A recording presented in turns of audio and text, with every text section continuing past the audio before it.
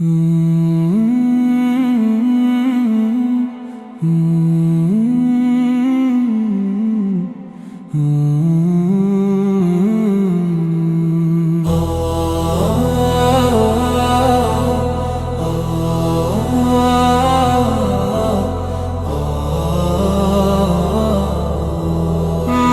رمضان آمد، ماه دعا و نور، دلها همه روشن شد از رحمت غفور.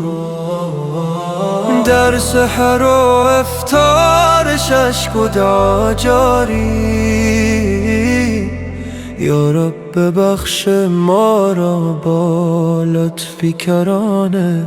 یا الله یا رحمان یا رحیم و سبحان، دست ما بگیر امشب ای خالق جهان.